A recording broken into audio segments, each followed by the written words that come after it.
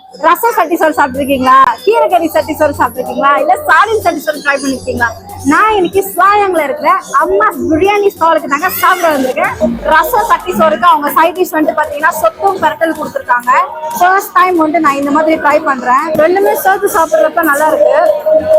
லைட்டா ஸ்பைசியா இருக்கு. ரசம் ஆனா வேற லெவல். ரசம் ஒரு மாதிரி பரட்டி சோறுல பரட்டி அந்த பெரட்டலும் செம்மையா இருக்கு. கீரை கறி சட்டி சோறு புதுசா இருக்கு. அதுல வந்து அவங்க சாடின் சம்பளம் வந்து வச்சு கொடுத்துருக்காங்க.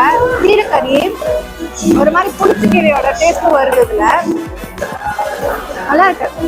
சாடின் சட்டி சோறு சூப்பரா இருக்கு.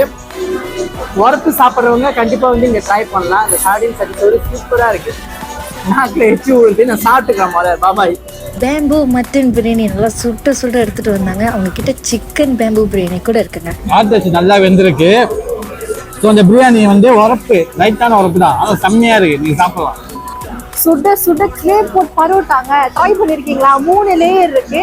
இது வந்து கோழி கறியும் ஆட்டரிசி கறியும் மிக்ஸ் பண்ணி கொடுக்குறாங்க. அது மட்டும் இல்லாம இவங்க கிட்ட கிளே போட் மேகி கூட இருக்கு. அவங்க கொடுக்குறப்ப சொன்னாங்க சாப்பிட்டு பாருங்க அடியா இருக்கும்னு.